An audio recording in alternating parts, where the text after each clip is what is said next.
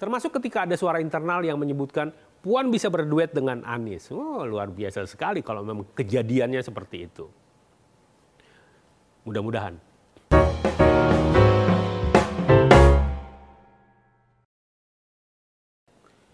Halo Sobat, jumpa lagi di program The Editors Media Indonesia. Presiden Joko Widodo menghangatkan suasana jagat politik tanah air. Kedatangannya ke Rapat Kerja Nasional atau Rakernas 5 Projo atau Pro Jokowi di Magelang, Jawa Tengah, Sabtu 21 Mei 2022 disebut sebagai bentuk dukungan kepada salah satu kandidat suksesornya. Dalam pidatonya, Jokowi mengatakan, untuk urusan politik, ojo kesususe. Jangan terburu-buru, jangan dulu terburu-buru, nggak usah tergesa-gesa. Meskipun mungkin yang kita dukung ada di sini. Nah, frasa itulah yang kemudian dilihat sebagian orang bahwa Jokowi mendukung Ganjar Pranowo sebagai penerus dirinya di 2024. Apakah memang begitu skenarionya? Apakah memang betul Jokowi mendukung Ganjar untuk menjadi calon presiden nanti? Yang pasti masih terlalu dini untuk menyebutkan hal tersebut. Jangan tergesa-gesa.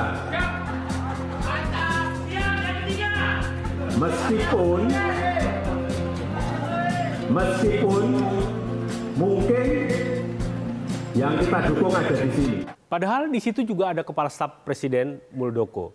Tapi masa iya sih kalimat Jokowi itu ditujukan untuk Muldoko? Ganjar memang hadir di sana. Jadi ketika Jokowi ngomong seperti itu, barangkali di sudut bibir Ganjar ada senyum yang merekah. Hanya saja mungkin akan lain cerita kalau di sana juga ada Ketua DPR RI Puan Maharani. Atau mungkin cerita akan makin ramai kalau ada Gubernur DKI Jakarta Anies Baswedan. Bisa jadi akan makin meriah kalau ada Prabowo Subianto atau Agus Harimurti Yudhoyono. Sayangnya nama-nama yang sering disebut dalam survei Capres itu nggak ada yang datang. Cuma Ganjar yang ada di sana. Nah, sampai di sini paham kan arahnya kemana? Jokowi atau siapapun boleh membuat semantik. Tapi keputusan untuk mencalonkan siapa presiden pengganti Joko Widodo ada di tangan para ketua umum partai politik. Terlebih, sampai hari ini sejumlah ketua umum partai politik belum banyak yang terang-terangan siapa mengusung siapa. Apalagi kalau kemudian partai tempat Ganjar Pranowo bernaung, Partai Demokrasi Indonesia Perjuangan. Bahkan di internal PDIP juga ada gejolak yang lumayan menciptakan cipratan-cipratan ombak. Ganjar menjadi pihak yang paling dibenci karena dinilai kurang sopan. Bahkan salah satu petinggi PDIP, Trimedia Panjaitan, justru terang-terangan menyebut Ganjar itu kemelinti. Yang berarti sombong. Jadi dalam bahasa Jawa kemelinti itu ya artinya sombong, congkak. Ya mungkin itulah yang ada di dalam benak Trimedia. Terlebih di sisi lain ada elit PDIP yang terang-terangan mendukung Ketua DPR RI Puan Maharani untuk menjadi suksesor Jokowi. Tapi ngomong-ngomong, kalau kedua orang ini dihadapkan head to head misalnya ya berhadapan-hadapan untuk dipilih oleh rakyat, mana yang dipilih? Antara yang ganteng dan yang cantik, ya pilihan ada di tangan Anda lah, kira-kira begitu. Partai-partai politik memang sudah bergerak untuk memoles para kandidat yang dianggap punya peluang besar menjadi Presiden ke-8 Republik Indonesia. Lagian, siapa sih yang nggak pengen jadi presiden di sini? Buktinya, walau masih malu-malu, sejumlah nama begitu gencar memoles dirinya dengan berbagai cara. Dengan sejumlah upaya. Walaupun itu tidak diakui secara terang-terangan. Mereka menjual pesona agar rakyat mulai melirik dan diharapkan kelak memberikan dukungan kalau akhirnya ada parpol yang memilih sebagai capres. Pertemuan demi pertemuan dilakukan para pucuk pimpinan parpol. Seperti kata Direktur Eksekutif Institute for Democracy and Strategic Affairs atau Indo-Strategik, Khairul Umam, pertemuan Ketua Umum Partai Nasdem Surya Paloh dan Ketua Umum Partai Gerindra Prabowo Subianto merupakan upaya untuk menghadapi kontestasi pemilu 2024. Kalau kata Umam, pertemuan itu jelas bukan cuma seremonial belaka, bukan cuma untuk makan siang. Besar kemungkinan ada penjajakan menuju koalisi 2024. Memang bukan cuma Surya Paloh dan Prabowo saja yang bertemu. Bahkan sejumlah pimpinan parpol malah sudah membentuk koalisi Indonesia Bersatu atau KIB. Di sana ada Golkar, Partai Amanat Nasional, dan Partai Persatuan Pembangunan. Hanya saja, sampai di sini capres mereka belum jelas. Mereka memang bisa mengusung calon presiden, tetapi rasanya kok masih terlalu dini. Akan diputuskan siapa capresnya ketika mereka sudah bertemu. Ya namanya saja deklarasi koalisi, wajar-wajar sajalah, sah-sah sajalah mereka melakukan itu. Dan tidak ada aturan main yang dilanggar di situ. Persoalan nanti akan dipilih rakyat atau enggak, itu masalah lain. Yang penting sih sekarang jalan aja dulu. Terlebih bila mengacu pada hasil survei Indoriset. Peta elektabilitas terbagi menjadi beberapa bagian. Yang pertama adalah kandidat papan atas, diisi oleh Ganjar Pranowo, Anies Baswedan, dan Prabowo Subianto. Itu mereka berkisar di antara angka 15%. Elektabilitasnya lumayan tinggi juga sebetulnya.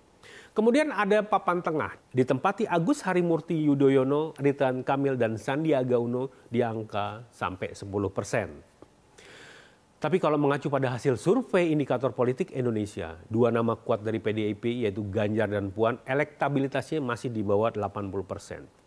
Ini bisa dianggap sebagai bahwa mereka masih punya peluang untuk membuat Ketua Umum PDIP Megawati Soekarnoputri untuk menjatuhkan siapa pilihannya. Jadi kalau sampai sekarang Bu Mega masih belum bersuara dan membiarkan para kader-kadernya untuk saling eyel-eyelan, itu adalah dinamika internal partai. Dan ketika kemudian Ketua Umum sudah memutuskan siapa yang menjadi capres, maka semuanya akan satu suara. Megawati akan menjadi penutup segala perdebatan capres. Kita tentu masih ingat ketika menjelang Pilpres 2024 yang lalu, Gubernur DKI Jakarta Joko Widodo malah muncul sebagai orang yang disebut-sebut calon terkuat sebagai presiden. Indikasinya adalah ketika hasil survei CSIS menempatkan Jokowi di peringkat pertama dari para tokoh calon presiden alternatif. Nawa Jokowi ketika itu melejit di angka 28,6%. Prabowo Subianto 15,6%, Abu Rizal Bakri 7%, Megawati 5,4%, dan Yusuf Kala hanya 3,7%. Tapi sejarah berkata lain. JK malah bisa menjadi wakil presiden Joko Widodo. Memang benar apa kata Ganjar. Urusan capres itu urusan ketua umum. Jadi ketika ada kritik yang menyebutkan dirinya kemelinti, diemin aja mas. Nggak penting juga itu. Hal itu dianggap sebagai vitamin saja untuk memperbaiki keadaan. Termasuk ketika ada suara internal yang menyebutkan Puan bisa berduet dengan Anies. Oh, luar biasa sekali kalau memang kejadiannya seperti itu. Mudah-mudahan.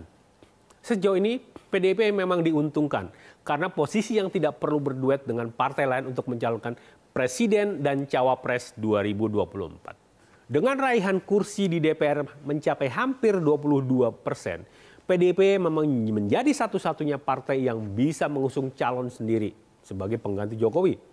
Dengan kata lain, mereka bisa mengusung capres dan cawapresnya dari internal partai. Sungguh luar biasa. Kalau memang itu kejadian, justru itu menjadi sejarah baru bagi politik Indonesia. Apakah kemudian PDIP akan menduetkan kadernya sendiri? Tentu hal itu bisa saja dilakukan walau sama sekali tidak taktis. Untuk mencari aman memang tentu saja PDIP harus menggandeng parpol lain agar jalannya pemerintahan bisa harmonis. Itu pun kalau calon PDIP bisa menjadi presiden. Ya namanya saja politik. Walaupun mampu mengusung calon sendiri, bukan mustahil PDIP malah kebagian jadi cawapres. Namanya ya gotak-gatuk politik. Dan itu sangat mungkin terjadi. Atau kalau kemudian koalisi Indonesia Bersatu bisa lanjut, tentu masih jadi pertanyaan. Tiga partai pengusung ini tidak punya sosok yang kuat. Kendati Airlangga Hartarto ditugaskan Golkar untuk menjadi capres, tentu saja PAN dan P3 akan berhitung matang soal itu. Bahkan ini yang menarik. Ketua Umum Partai Kebangkitan Bangsa Muhaimin Iskandar sudah menetapkan syarat mau bergabung ke koalisi Indonesia Bersatu asal dirinya jadi capres. Nah itulah hebatnya Caimin.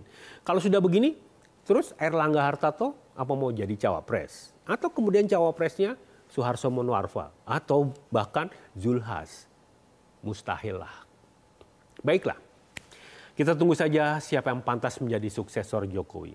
Hanya putra terbaik bangsa lah yang layak menjadi presiden periode 2024-2029. Mari kita tunggu.